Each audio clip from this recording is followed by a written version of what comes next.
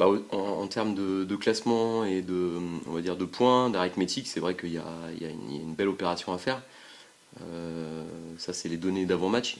Il y a toujours un contexte d'avant-match. Après, il y a une affiche entre deux clubs, voilà, deux clubs qui sont à des niveaux auxquels normalement ils ne devraient pas être, en tout cas Sochaux, parce que Nancy c'était sportif, je crois, la relégation. Donc oui, c'est deux clubs historiques avec une rivalité régionale sans doute, mais ça pour moi ça passe après parce que des fois on a besoin de stratégie de motivation dans une saison pour essayer de trouver des éléments, des arguments, soit liés à l'histoire, à la rivalité, à des choses pour emmener son groupe, parce qu'on a, voilà, et des fois, à des moments de la saison, il y a des matchs qui n'ont pas un enjeu autre que ce genre d'histoire. Nous, on n'est pas là-dessus, ça vient après.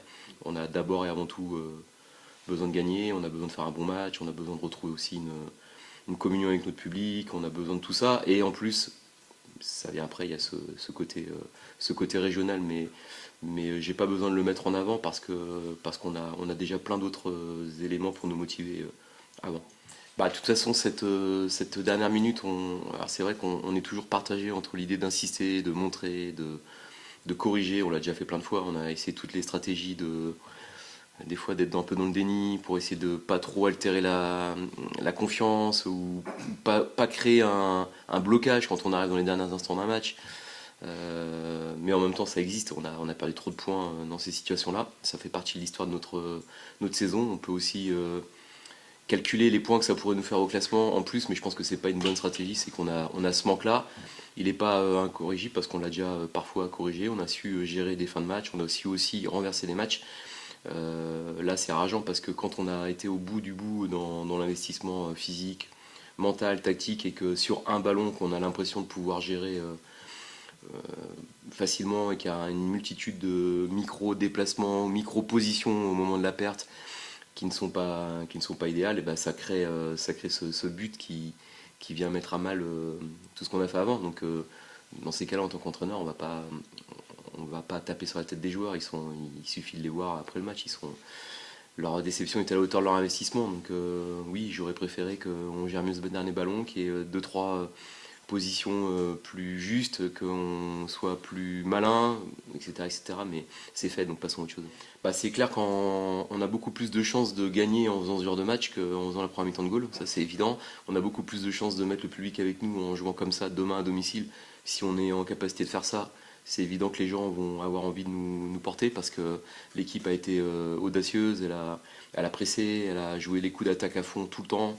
On a toujours voulu être fidèle à ce qu'on est, à une équipe offensive, avec des joueurs très investis dans la communication, beaucoup plus que sur certains matchs. C'était un des éléments sur lesquels j'avais vraiment insisté, les joueurs ont répondu, ils se sont beaucoup parlé. La communication, c'est pas que les mots, c'est aussi des gestes, des comportements, des attitudes. Et sur cet aspect-là, les joueurs ont vraiment répondu. Oui, oui, parce que ça enlève une forme de pression quelque part. Ça enlève le calcul de si on ne prend pas de points, voilà où on va être. Là, alors je vais employer un terme, mais c'est pas le bon parce que c'est pas du tout mon état d'esprit, c'est pas du bonus, mais c'est la certitude de faire une belle opération. Donc c'est plutôt une motivation positive. C'est l'idée d'avancer plutôt que de juste lutter contre l'arrivée des autres qui nous talonnent. Donc c'est pas la même chose. Maintenant, c'était vendredi, je pense que les joueurs ont regardé, sans doute moins que nous, on regarde plus que je pense les matchs et les résultats. J'étais satisfait de voir quelques résultats en fin de match qui ont tourné plutôt en notre faveur. J'y ai vu comme un signe aussi et je me dis qu'il n'y a pas que nous qui prenons des buts à la 95e, dans notre peine, ça m'a... Alors, je me réjouis pas de la peine des autres, mais je me suis dit ça n'arrive pas qu'à nous. Moi, je suis content de voir que les messages vont dans le sens de l'union, de la solidarité, et que finalement, on a tous fait une espèce de reset et qu'on s'est remis en tête que l'objectif était le maintien. Voilà, on a tous peut-être perdu du ça, et moi le premier, pas le premier. Il y en a d'autres avant moi qui l'ont perdu, et moi j'ai suivi sans doute la tendance. C'était sans doute pas adapté, et c'était pas peut-être le bon message. Mais c'est difficile de freiner quand une équipe est dans une bonne dynamique et qu'elle bat quasiment tout le monde avec une grosse marge. Voilà, bon, voilà, c'est l'histoire de notre saison, mais ça rappelle plein de choses et c'est pas le moment du bilan, mais il y a des choses qui vont devoir forcément être analysées. Et ce qui est sûr, c'est qu'on va se rappeler quand même qu'une préparation, ça compte. Bah, c'est toujours un peu des fois on fait des choses qu'on qu'on pense être positives dans notre comportement positif, et on joue contre notre équipe. Ça peut aussi être des fois à l'intérieur du vestiaire, le coach, et des fois en voulant trop pousser l'équipe, on peut aussi la bloquer. Alors je dis pas que les joueurs ont été bloqués par la pression, c'est pas du tout le cas, mais c'est mieux d'avoir ce genre de message. Alors, et encore une fois, c'est pas pour moi, c'est pas par rapport à moi, c'est plus je me dis que ça peut être que bon pour mes joueurs de sentir de la chaleur, de sentir du soutien, de sentir une communion. Parce que finalement, je pense que quand on est joueur, on fait des choses pour soi, mais beaucoup pour les autres. Et je pense que quand on fait un bon match, on est satisfait parce que ça récompense le travail d'une semaine, mais on est content de faire plaisir en fait. Donc on n'a jamais oublié qu'on voulait faire plaisir à nos supporters, mais des fois juste vouloir le faire, c'est pas suffisant et ils attendent plus. Et on est déçu de ne pas l'avoir fait plus souvent sur la phase retour. Donc d'être avec ce public hier, un samedi matin, qui se réunit avec toutes sortes de types de supporters, hein, des gens retraités, des familles, des enfants. Il y avait vraiment un panel très large de ce que pour moi représente le supporter du FC Sochaux-Montbéliard. Et c'est un club familial avec des gens une proximité. Et ça, hier, c'était un bon moment. Ouais, en fait, déjà, c'est une équipe qui a réellement évolué positivement déjà par rapport à sa confiance. Et c'est là où on voit la confiance, c'est quand même quelque chose de puissant. Et dans l'autre sens aussi. Parce que avec les mêmes joueurs, hein, finalement, il n'y a quasiment pas de joueurs. Alors, il y a quelques joueurs qui sont rentrés ou des joueurs qui avaient peu de temps de jeu qu'en ont plus. Ce qu'ils font, c'est vraiment très très intéressant. Ils ont des systèmes de jeu qui peuvent varier. Ils sont capables de jouer à 4, ils sont capables de jouer à 3. Ce qui est sûr, c'est qu'à chaque fois qu'ils jouent dans l'un ou dans l'autre, c'est une équipe qui est protagoniste, qui cherche à presser.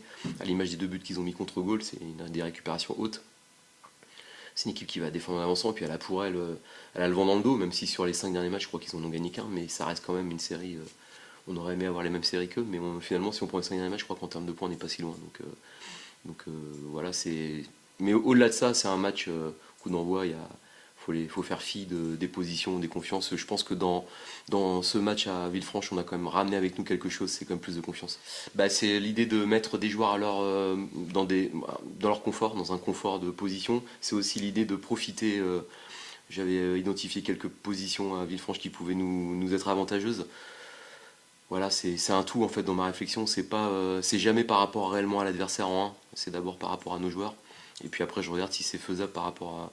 Mais oui, ce qui est bien avec cette équipe, c'est qu'elle a une capacité à pouvoir changer quand même si on n'a pas eu de préparation. Dans la saison, on a utilisé pas mal de systèmes.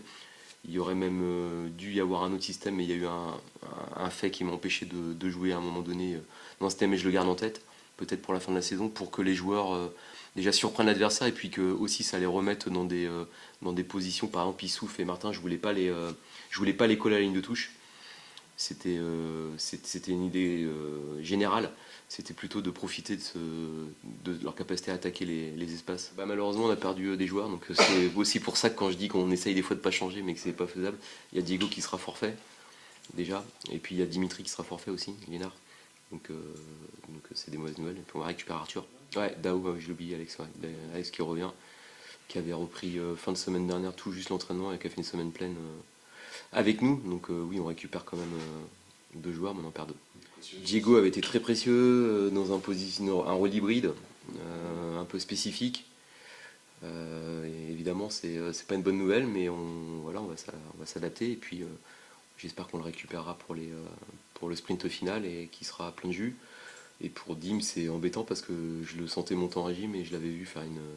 On a fait une opposition mercredi, mercredi jeudi, je sais plus, il avait fait une bonne séance, mais bon, c'est comme ça. Ouais. Il avait fait une semaine.